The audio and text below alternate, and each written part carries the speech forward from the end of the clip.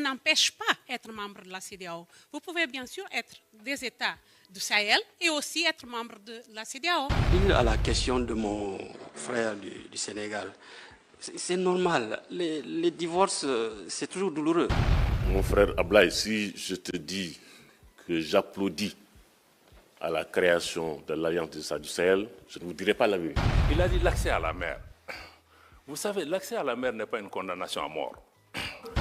Cette situation-là a permis aux Nigériens de comprendre énormément de choses. Dans les villages, les gens sont conscients. Mon nom c'est Suzy Barbosa. Je suis l'ancienne ministre des Affaires étrangères de la Guinée-Bissau, comme bien dit le ministre Diop. J'étais à l'époque, comme il a aussi bien dit, la présidente du Conseil de ministres de la CEDEAO. Et moi, je suis témoin, bien sûr, de tous ces efforts, tout ce qu'ils ont fait pour être écoutés, pour avoir un dialogue direct avec la CEDEAO. Monsieur le ministre, vous savez tant bien comme moi, et je fais un effort pour parler en français, vous savez que je suis lusophone, mais ce que le ministre a dit, c'est qu'ils ont vraiment fait un effort pour avoir un dialogue direct avec les chefs des États. Mais nous, et surtout mon frère Aurélien peut aussi confirmer, nous sommes des ministres. Nous n'avons pas la décision dans le cadre de la CEDEAO. Nous sommes les gens qui transmettent ce que les chefs d'État décident. Et la CEDEAO, bien sûr, c'est une décision des chefs d'État. Et aujourd'hui, je pense, Monsieur le ministre, que l'histoire a démontré que vous aviez la raison. Je dois vous féliciter surtout pour votre résilience. Aujourd'hui, peut-être les gens pensaient que vous allez changer de position. Et ce que la CEDEAO a rendu compte, peut-être que c'est la CEDEAO qui doit changer la position. Aujourd'hui, je rends compte qu'avec des nouveaux chefs d'État, comme le nouveau chef d'État du Sénégal, quelqu'un qui est aussi jeune que le nouveau chef d'État de Burkina, du Mali même, ça peut être plus facile d'avoir un dialogue. Pourquoi? Parce que plusieurs fois, c'est que la vision est différente, les valeurs sont un peu différentes et surtout l'âge n'aide pas. Je pense que la CEDEAO a rendu compte peut-être qu'elle est partie un peu trop loin. Comme vous avez bien dit, ce n'est pas prévu une invasion, ce n'est pas prévu l'occupation d'un État membre. Mais ça a parlé. J'ai eu la chance de ne pas être plus la ministre des Affaires étrangères à l'époque. Et je n'étais plus la présidente du Conseil des ministres parce qu'on a rendu à Nigeria juillet dernier. Mais bien sûr, j'ai entendu, j'ai suivi cette proposition. Et par chance, elle n'était pas prise finalement parce que les États ont rendu compte que ce n'était pas une option. Surtout parce que les conséquences pourraient être beaucoup pires que la solution. Mais ce que je pense est important, c'est que cette alliance que vous avez créée, peut-être ça va même aider à votre intégration à la CEDEAO, parce qu'elle n'empêche pas d'être membre de la CEDEAO. Vous pouvez bien sûr être des États du Sahel et aussi être membre de la CEDEAO. Peut-être c'est une forme de pression sur les autres États de la CEDEAO pour voir que vous avez une autre solution et qu'avec cette alliance, vous aurez la même position et vous aurez peut-être plus de force pour les négociations. Merci beaucoup. Merci.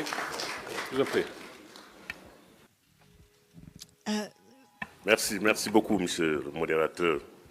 Je voudrais tout d'abord remercier monsieur Calderon pour son invitation à ce forum. Et en jetant un regard sur la salle, je vois beaucoup d'anciens collègues, ministres des Affaires étrangères, que je voudrais saluer, monsieur Mezouar, ancien ministre des Affaires étrangères du Maroc, Aurélien, ancien ministre des Affaires étrangères du Bénin, ma sœur Barbosa qui vient de prendre la parole, et saluer mes frères et amis, le ministre des Affaires étrangères Ablaye Diop. Nous avons été ministres des Affaires étrangères ensemble, et mon collègue Traoré, mon ami Traoré du Burkina Faso. Quand je parle d'Ablaye Diop, il est plus sénégalais que moi, je suis plus malien que lui. J'ai été ambassadeur au Mali il y a 12 ans et j'étais témoin du coup d'État qui a renversé le président Amadou Touré. Et je l'ai gardé dans ma résidence pendant de nombreux jours avant qu'il n'aille s'exiler au Sénégal pendant 5 ans. Et c'est de là que véritablement les choses ont commencé.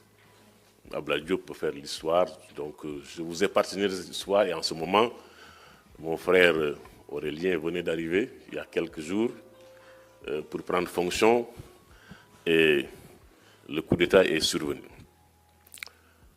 Alors, mon frère Ablaye, si je te dis que j'applaudis à la création de l'Alliance des États du Sahel, je ne vous dirai pas la vérité.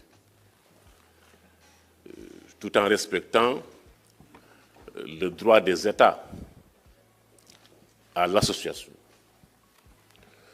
Parce que ce qui nous lie avec la CEDEAO est très fort. Nous sommes membres fondateurs de la CEDEAO, qui va fêter l'année prochaine ses 50 ans,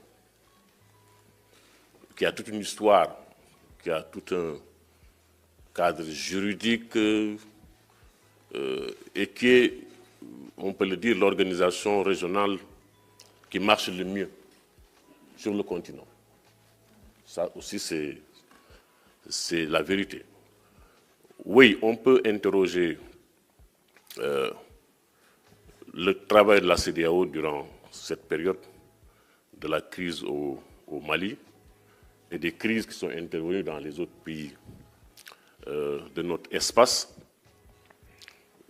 Je ne suis pas toujours d'accord sur les mesures que la CEDEAO a eu à prendre en ce qui concerne les sanctions, même si je suis favorable aux sanctions. Et je crois que aussi ces trois pays ne sont pas contre les sanctions. Parce que c'est le texte de la CEDEAO qui prévoit des sanctions en cas de rupture de gouvernement anticonstitutionnel. Par exemple, la suspension. Ça, c'est classique. Ce n'est pas seulement la CEDEAO, mais aussi l'Union africaine l'applique et on l'accepte. Je suis d'accord avec Ablaye aussi qu'on est allé trop loin dans les sanctions. Parce que je l'ai même dit à quelques chefs d'État que je connais en disant que, mais d'un seul coup, vous prenez toutes les sanctions, et si ces sanctions ne sont pas appliquées, vous allez faire quoi? Donc, il y a une stratégie des sanctions, progressivement, et ensuite la négociation. Et ensuite, quand il s'est agi d'une intervention militaire dans un État aussi, j'avais dit très tôt à quelques chefs d'État que ce n'est pas possible. Ce n'est pas possible de le faire.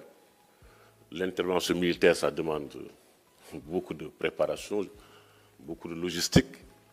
Et ensuite, vous allez intervenir dans un pays aussi vaste que le Niger, qui quand même, entre-temps, a beaucoup fait pour reconstruire et rebâtir son armée, qui fait face à la lutte également contre le terrorisme dans son espace géographique, géopolitique extrêmement compliqué. Et ce n'était pas recommandable de l'envisager. Et que même si vous insistez pour le faire, vous ne pourrez pas le faire.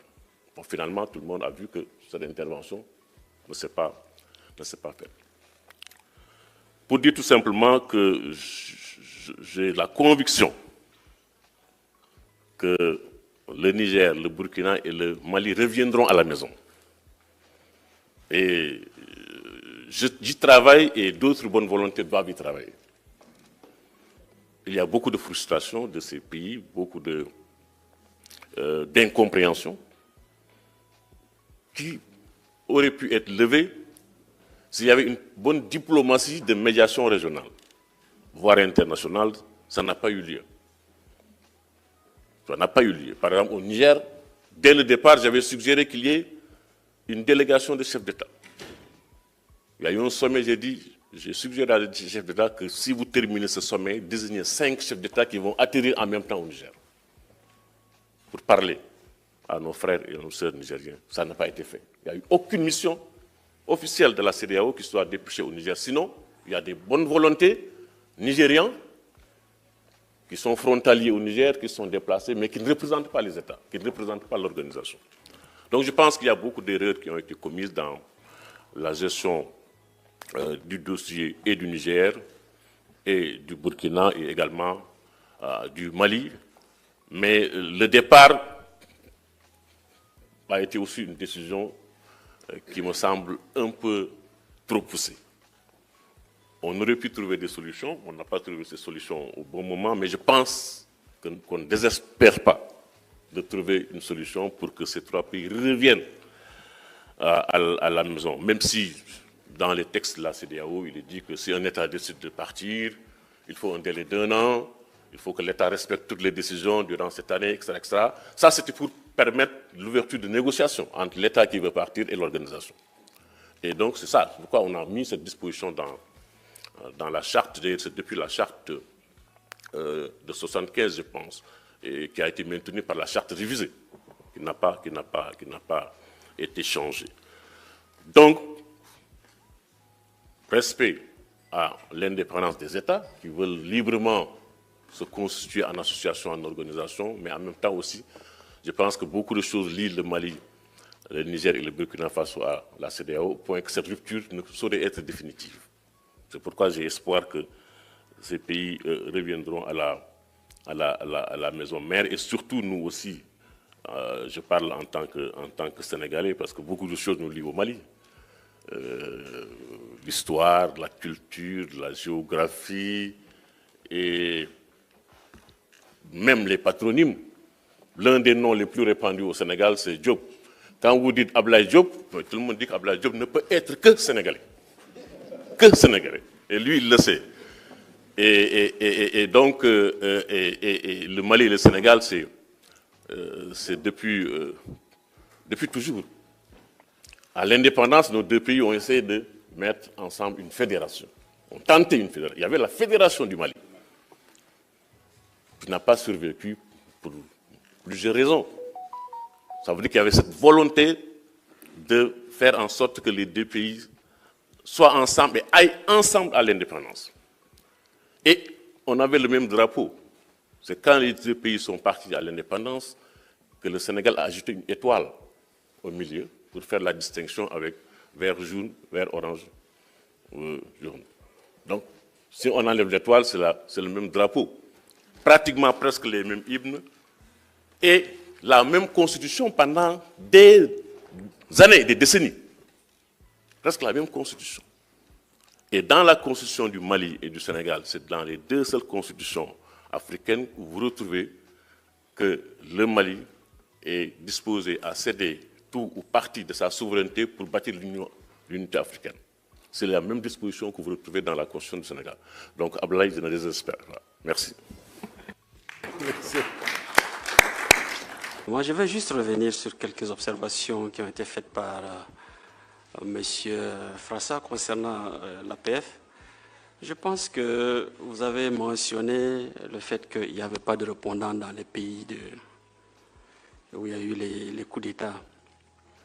Vous avez aussi mentionné la question du comité interparlementaire G5 Sahel. J'ai eu la chance de travailler dans les parlements et j'ai vu un peu comment l'APF a fonctionné au Burkina pendant la première transition. Et maintenant, je ne dirais pas qu'il n'y a pas de répondants. Il y a des sections, peut-être qui n'ont pas été approchées par l'APF. Et le comité interparlementaire dont vous parlez, j'ai eu le privilège d'écrire le draft des premiers documents qui ont créé et d'en être le secrétaire exécutif. C'est moi qui ai installé le secrétariat à Niamey. Et je peux vous dire à quel point c'était très, très, très difficile nos rapports avec certains partenaires. Cette institution a pu vivre grâce au seul Parlement qui l'ont créé. Donc, à ce niveau, nous avons vu les limites de la solidarité refusée et de l'OIF et de l'APF à côté du comité interparlementaire, et je sais de quoi je parle. Donc à ce niveau, je crois qu'il n'y a pas d'amalgame. Les pays ont des répondants, peut-être que l'APF n'a pas fait de démarches pour les approcher, sinon les sections existent bel et bien. C'est juste un rectificatif que je voulais apporter. Pour revenir à la question de mon frère du Sénégal, c'est normal, les divorces, c'est toujours douloureux, y compris pour celle qui part ou celui qui part, que pour celui qu'on a quitté. Et nous sommes probablement dans cette dynamique avec la CEDEAO, mais il faut comprendre que la dynamique qui a été enclenchée dans le cadre de l'AES, c'est beaucoup plus sérieux que ça. Ce n'est pas le fait d'avoir une histoire commune qui peut constituer l'argument clé pour revenir à une institution qui elle-même est en train de s'effondrer, qui n'existe presque que Presque pas. La CEDEAO, je suis désolé, est sortie de sa trajectoire depuis longtemps. C'est une communauté d'intégration économique. Elle n'est pas créée pour s'occuper des questions électorales. Ça, c'est venu longtemps après, vous le savez mieux que moi. Aujourd'hui, c'est devenu la matière première. Alors, il y a beaucoup de documentation sur ce qui concerne les élections, mais très peu sur la santé économique de l'espace. Et ça, je suis désolé. Tant que ça restera dans cette trajectoire, je ne pense pas que nous puissions avoir notre compte là-dedans. Et on l'a expérimenté, cette solidarité étant à l'intérieur de la CEDEAO, pour comprendre qu'il est plus difficile pour un pays qui est en guerre de s'équiper que pour un pays qui est en paix. Une simple autorisation d'importation de munitions, ça prenait 6 mois. 6 mois, c'est suffisant pour faire disparaître des villages. On l'a vu, on l'a vécu avec la CEDEAO. Rien ne s'est passé, aucune solidarité. Alors qu'il y avait la possibilité de le faire pour la santé de l'espace CEDEAO, non pas pour les 3 pays qui étaient l'épicentre de l'insécurité. Donc je pense qu'il y a un travail sérieux à faire. Et ce qui démontre que cette institution est vraiment mal engagée, c'est qu'elle ne se remet même pas elle-même en cause. Tout ce qui s'est passé depuis, les discours sont orientés sur un retour de 3 pays. Mais la CEDEAO doit revoir et faire son mea culpa et se dire, nous sommes une institution qui a trahi les motivations premières qui ont prévalu à sa création en 1975. Et ça, c'est effectif. Donc, je pense qu'il y a des choses à voir à ce niveau. Et pour venir en complément à ce que Diop disait concernant l'enclavement, je ne parlerai plus d'enclavement à partir du moment où nous avons des voies de communication qui nous amènent jusqu'au port et nous avons un espace aérien. Vous savez, les 3 pays, c'est 2 700 000 km². Et ce n'est pas un espace aérien négligeable. Et ces 2 700 km² ne voyez pas cela comme une enclave. C'est une passerelle entre ceux qui ont le port et ceux qui sont au nord. C'est aussi une passerelle entre l'Est et l'Ouest. Donc, voir les pays du Sahel comme des pays pauvres, dont la survie dépend seulement de ceux qui ont accès à la mer, c'est une lecture, à mon avis, à moitié. Il y a cette interdépendance telle que, comme il l'a dit, il n'y a pas de port dynamique sans Interland. Et donc, il faut l'envisager dans ce sens. La survie de nos pays ne dépend pas forcément de cela. On subit une certaine continentalité, oui, mais à partir du moment où nous avons des routes qui quittent Bamako pour aller à Abidjan, ou il y a le chemin de fer qui quitte Ouaga pour aller à Abidjan, une route qui quitte Agadez pour passer par Niamey, Ouaga, aller à la frontière, on n'est pas des pays enclavés comme cela peut laisser transparaître. Nous avons des accès, c'est vrai que c'est beaucoup plus difficile, mais il faut l'envisager sous cet angle. Et à mon avis, ce n'est pas aussi handicapant comme il l'a dit, comme vous le pensiez. Le ministre Aurélien a mentionné quelque chose de fondamental et qui a contribué à souiller aussi l'image de la CEDEAO. Lorsqu'il parle du coup d'État institutionnel, tous ces jeux, comment est-ce que les constitutions ont souffert entre les mains des présidents qui sont quand même acclamés et qui s'illustrent par une certaine malgouvernance, mais qui continuent de modifier les textes qui sont acclamés toujours. Mais c'est quelque chose à laquelle le monde entier a assisté. Aujourd'hui, prenez les régimes qui sont qualifiés de putschistes et autres, allez-y évaluer leur gouvernance comparée à ceux qui sont venus par les urnes. Il n'y a pas commune mesure. Et là, je rejoins un peu la préoccupation de ma sœur, lorsqu'elle veut s'informer sur comment est-ce que la population se sent. Lorsque les populations comprennent que leurs aspirations constituent l'ossature des politiques publiques, elles adhèrent. Et c'est ce que nous vivons aujourd'hui. Venez au Burkina Faso, 6500 écoles ont fermé en 10 ans du fait du terrorisme. Il y a de cela 10 mois, plus de 1500 écoles ont réouvert leurs portes. Personne n'en parle. Mais quand on nous pose des questions, c'est toujours pour savoir quand est-ce qu'on organise les élections. Plus de 700 000 personnes sont reparties dans leur village. Personne n'en parle. L'Union européenne nous dit qu'on attend de nous de bons signaux. Est-ce qu'il peut y avoir un meilleur signal que 700 000 personnes qui ont vécu dans la frustration pendant 2 ans dans des camps de déplacés retournent dans leur champ, reprennent leur boulot. Est-ce qu'il peut y avoir un meilleur signal que ça? La reprise de Kidal a été l'un des plus beaux signaux. Pas même la CEDEAO n'a mentionné quelque chose. On se demande, mais où sont nos indicateurs d'appréciation? Où sont nos repères? Une institution comme ça, vous voulez qu'on y retourne simplement pour aller disparaître? Je pense que les conditions ne sont pas créées et qu'il faut laisser à l'AES de poursuivre sa marche vers une meilleure structuration. C'est celle-là qui permettra à ces pays, vus de loin comme des pays pauvres, mais en réalité qui sont des pays appauvris, laissez-leur faire leur bout de parcours et l'avenir nous jugera, n'est-ce pas mon frère? Voilà, donc c'est ce que je voulais ajouter comme... Notre sœur journaliste de Africa, il a dit l'accès à la mer. Vous savez, l'accès à la mer n'est pas une condamnation à mort. L'enclavement. La Suisse est un pays enclavé. Deuxièmement, nos pays ont vécu des années après les indépendances, avant la création de ces organisations. Nous avons des modalités. Nous avons même des modalités bien avant ça. Donc, quels que soient les cas de figure, je crois que ce soit sur le plan bilatéral, que ce soit entre l'AES et la CEDEAO, on va devoir trouver des modalités de vie. C'est ce que j'appelle des modalités de vivre en commun. Comment les gens vont aller et venir, comment on va sécuriser, comment on va se marier, comment on va faire ceci, ça. Donc je pense que ça, on ne peut pas nous faire peur avec ça. Deuxième élément, si un pays côtier peut te taper la poitrine, c'est parce que tu as des pays enclavés en face, qui sont tes clients. Parce qu'autrefois, nous, on pensait que c'est le Mali qui dépendait des pays côtiers, mais aujourd'hui, tous les pays où il y a des ports, ils sont tous à Bamako représentés en compétition. Parce que je peux décider d'utiliser Cotonou. Si Cotonou me fatigue, je vais aller à Dakar. Et ils me font. Donc, moi, je pense qu'être enclavé aussi, bon, c'est une contrainte physique, mais ce n'est pas une condamnation à mort. Les pays qui ont investi des milliards de dollars, qui se sont endettés pour renforcer les capacités de leurs ports, mais si nous, on n'utilise pas leurs ports, ils vont aller où?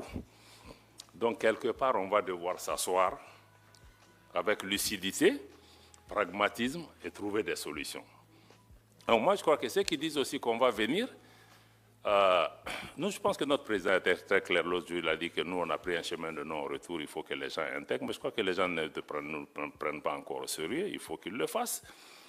Mais posez-vous la question, et s'ils ne reviennent pas? Quelle est la réponse? Donc je crois que prenons les deux options et disons-nous, on est tous des hommes politiques, je crois que toutes les options peuvent être possibles, mais posons-nous aussi l'autre. D'ailleurs, je pense que notre frère du Maroc l'a indiqué, que bon, il y a d'autres initiatives qui viennent. Le Maroc a mis en place cette initiative royale. Ça veut dire qu'on a la CEDEAO, on a d'autres mécanismes, on a d'autres offres. Comme pour les partenariats, là, je crois qu'il y a plusieurs offres, hein, que personne n'ait l'arrogance de penser que je suis la seule voie. Et après tout, nous sommes des pays qui ont existé avant ces organisations. Et donc, je pense qu'il faut que nous intégrions vraiment ces éléments. Madame la journaliste qui est au fond, je pense que je ne vais peut-être pas vous répondre parce que le frère qui est là, qui parle au nom de la société civile, a certainement pris en charge une bonne partie de la question. Mais souvent, on peut juste vous demander où est-ce que vous étiez quand les Maliens mouraient par centaines de milliers à Tombouctou, à Gao, à Kidal, hein, et dans la région de Mopti. Personne ne leur venait au secours. Est-ce que vous êtes interrogé comment ces gens mouraient? Est-ce que ces grandes organisations se sont occupées de ça? Donc je pense que nous considérons que nous sommes vraiment, nous passons des difficultés. Personne n'a dit qu'on veut installer des dictatures militaires, etc. Mais on a dit qu'on est en train de construire un État, de créer des conditions pour un retour à l'ordre constitutionnel apaisé et sécurisé. Mais on est dans un contexte aussi géopolitique extrêmement tendu où des forces travaillent au quotidien pour nous renverser, pour créer des problèmes dans nos pays, y compris en utilisant la presse, la société civile. Au quotidien, le Mali est en train de démonter des tentatives de déstabilisation. C'est quotidien. Et je n'invente pas la chose par rapport à ça. Donc, en résumé, vraiment, c'est dire que nous, l'initiative de l'AES, c'est que vraiment nous voulons compter sur nous-mêmes pour nous en sortir. Ça ne veut pas dire qu'on n'a pas besoin des autres, Ça ne veut pas dire qu'on ne veut pas faire de partenariat, mais on est sorti du paradigme où on pensait que c'est l'ancienne puissance coloniale, c'est X, Y, s'il ne me vient pas en aide, je vais mourir. Mais il faut que nous aussi, on regarde en nous-mêmes quelle est notre valeur. Parce qu'on nous a mis dans la tête qu'on est pauvre et nous-mêmes, on est convaincus qu'on est pauvre. Et ceux qui nous disent qu'on est pauvre, ils sont chez nous, même si on les chasse, ils ne vont pas. Donc, quelque part, il faut que nous-mêmes, on change notre regard sur nous-mêmes. Peut-être qu'on n'a pas tout, mais si on changeait la façon de faire, les règles du jeu, si on arrivait ne serait-ce qu'à transformer certaines choses, mais on peut créer des valeurs, ces valeurs peuvent profiter aussi à d'autres. Donc l'AES, nous voulons pouvoir regarder un peu chez nous. On sait que ça sera dur, très dur. Parce que si tu veux compter sur toi, il y a un prix à payer. Et tous les jours, on nous fait payer. Il y a même une guerre économique aujourd'hui contre nos pays. Pour juste montrer que l'exemple, l'expérience ne va pas réussir. Bon, moi je parie aussi que c'est à nous. La réussite ou pas de l'AES ou de toute tentative en Afrique, ça tient entre les mains des Africains. C'est à nous. Donc je ne fais pas de promesses aux gens que ça va réussir, ça ne va pas réussir, c'est à nous. Si on décide qu'il nous faut nous unir, il faut nous réveiller, il nous faut serrer la ceinture, bon, ça va réussir. Mais si on pense que c'est Paris, Washington ou Bruxelles qui va décider de notre sort, bon, naturellement, on peut attendre encore. Voilà. Mon service. Par rapport à l'intégration, l'AES, nous allons retourner à la CEDEAO ou pas. J'ai mes deux ministres, ils ont largement répondu à la question. Je n'ajouterai pas un mot. Par rapport à la réaction des peuples, en tout cas au Niger, pour la première fois, on a eu 4 ou 5 coups d'État. Pour la première fois, je suis conscient de ce que j'ai dit, et c'est particulièrement important, je le dis honnêtement. Nous n'avons jamais vu un peuple, le peuple nigérien, se lever pour faire un seul être humain face au changement de régime que celui-ci. Particulièrement après les menaces extérieures, les sanctions, partez au fin fond des villages, on vous dit, mais vous, là, depuis 60 ans, vous nous dites qu'on a un gouvernement, alors que maintenant, il y a des gens qui ont dit de partir parce qu'ils ont des armes, ils ne veulent pas partir. Les Blancs, là, vous partez au village, les grands-pères vous disent ça. C'est extrêmement important pour dire que cette situation-là a permis aux Nigériens de comprendre énormément de choses. Dans les villages, les gens sont conscients. Les gens sont conscients que, ah, donc si c'est comme ça, ah, ils disent qu'ils ne partent pas, donc c'est chez eux qu'ils sont.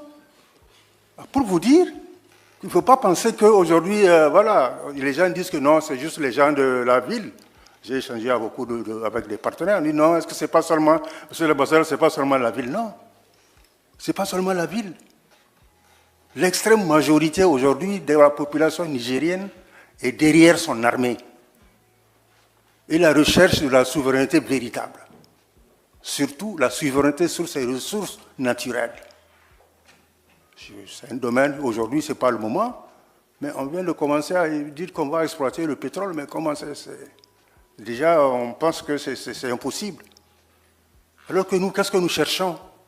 Même avec les partenaires, pour nous, au Niger, ce n'est pas des anciens partenaires, c'est toujours des partenaires. Ils ont décidé de nous sanctionner, ils sont partis.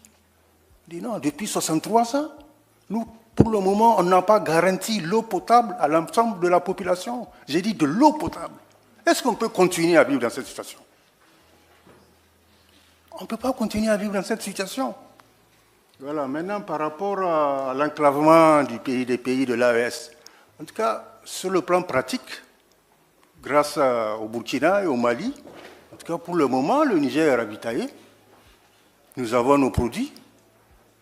C'est peut-être un peu plus difficile, mais c'est régulier. En plus de cela, il y a quand même, sur le plan des conventions internationales, un droit de la mer aux pays enclavés. Tout le monde le sait. Quand la CEDEAO a pris sa décision, et que des instances ou bien des regroupements comme l'Union européenne apportent leur appui, ça veut dire qu'on viole d'une partie cette convention. Je voulais juste répondre à Mme Dallaire. Je n'ai pas dit que l'Union européenne n'apporte pas d'aide humanitaire. J'ai dit le fait que la CEDEAO a pris des sanctions pour fermer les frontières aériennes et terrestres, empêcher tout ce qui est médicaments et alimentation, et une violation du droit international humanitaire. C'est tout ce que j'ai dit. Voilà, je vous remercie.